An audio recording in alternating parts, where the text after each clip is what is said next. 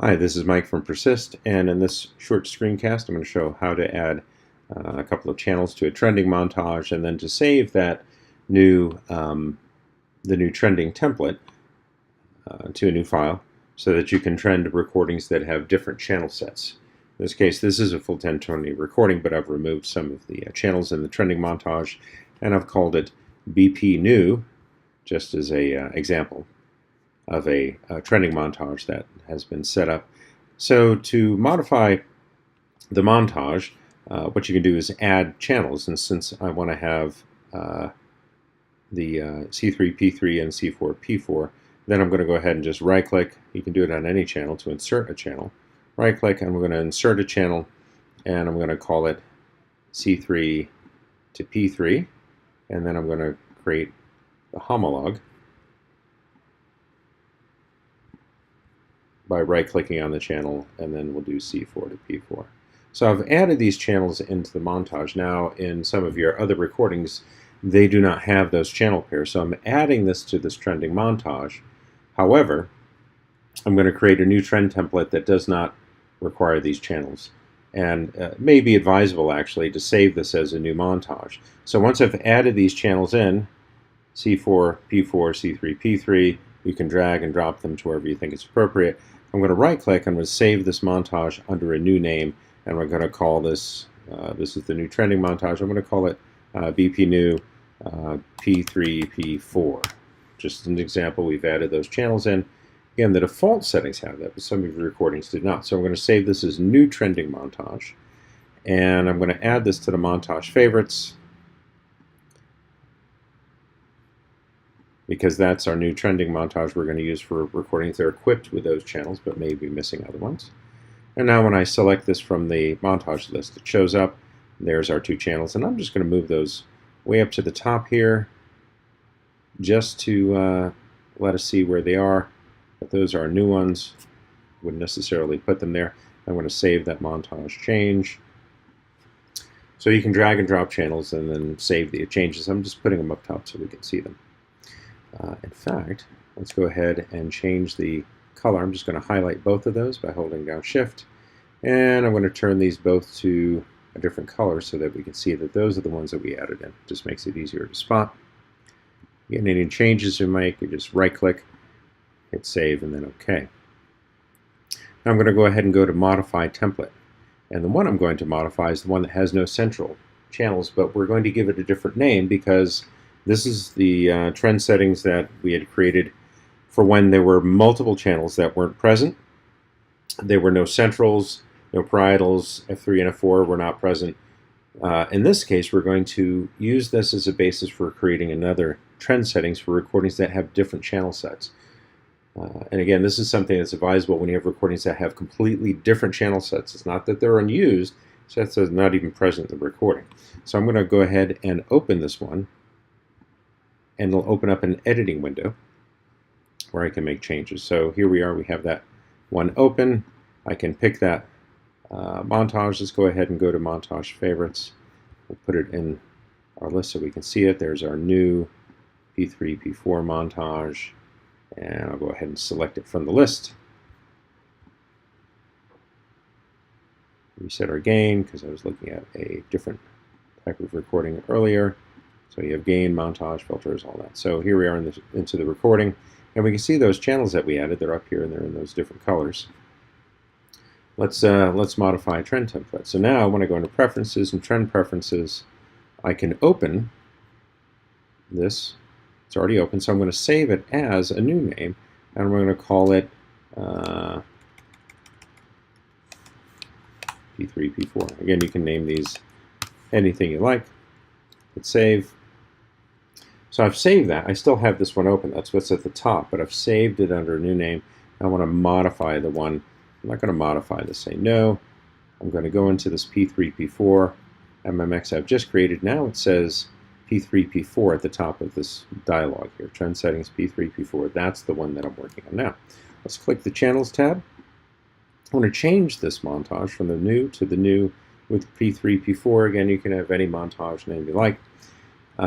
And what I'm doing is I'm saving a montage that has channel lists and then modifying as opposed to starting from scratch. You can do it either way.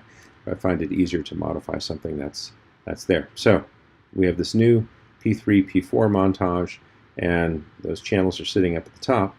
Now let's say I want to add some of these to a channel list.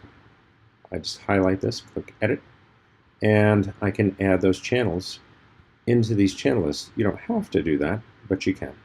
So I'm going to go ahead and click where it's appropriate to add these.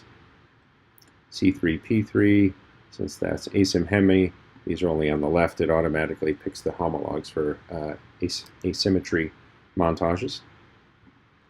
Asim parasagittal, of course we'll edit that, we'll add C3, P3. Remember the asim montages, those are used for calculating asymmetry. The homologs on the other side are automatically selected. You only pick one hemisphere for anything that has an asim prefix. And we can add these in however we like.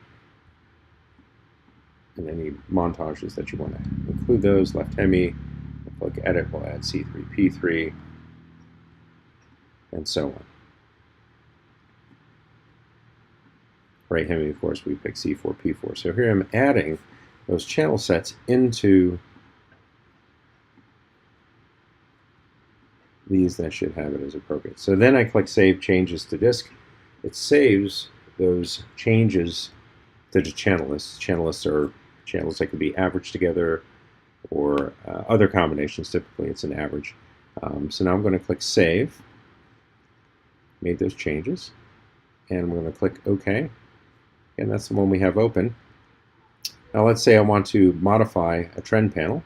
I can duplicate a panel. And now it says the name of the panel with an 01 suffix. I can rename this, and I'm going to call this new panel. And I can decide which things I want to remove. Again, if we have a subset of electrodes, in cases where the spike detector and seizure detector don't have sufficient electrodes to operate, then I'm going to delete the trends that I'm not using. And let's say we wanted to add a rhythmicity spectrogram for individual channels. These are already set for left and right hemisphere. I can just right-click on this, duplicate the trend, and say I want to have this for C3, P3, and C4, P4. So I'm going to select these, OK. They're created. I can drag this below the other one. So now I have rhythmicity spectrogram, left hemisphere 1 to 25 Hertz. Now I have a left channel.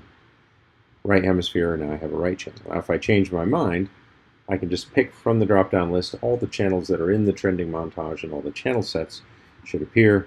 They do. I can test this by hitting the process button, and we'll begin processing it.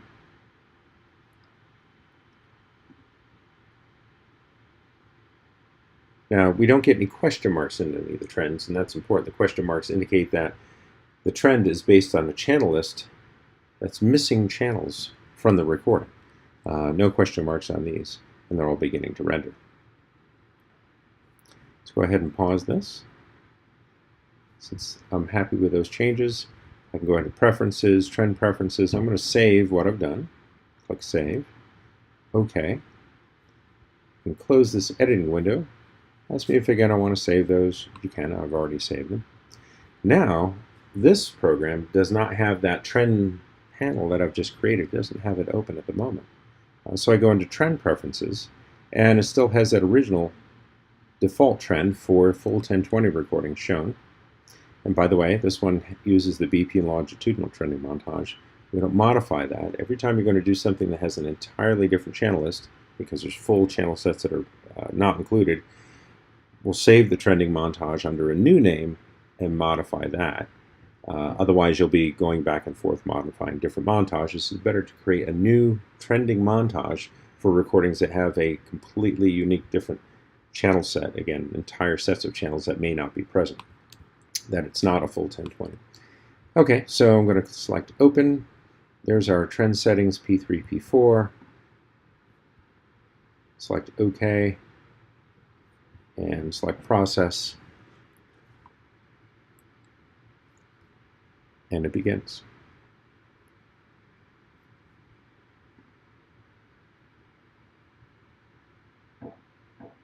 So there's the initial part of the trend that's building.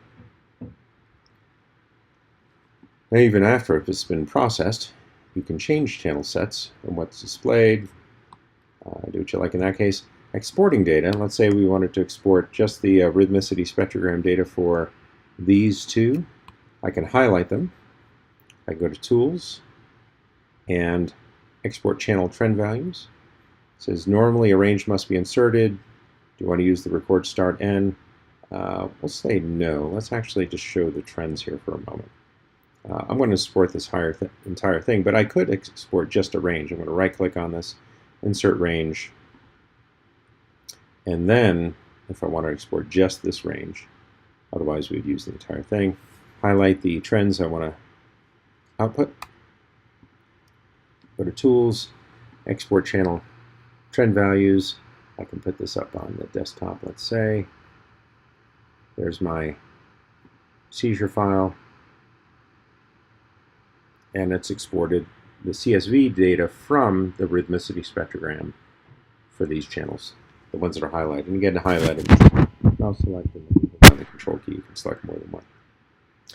Any questions, feel free to call, but this should answer the question of how to create new trending montages and new trend panel definitions, the .mmx file, for recordings that have unique channel sets.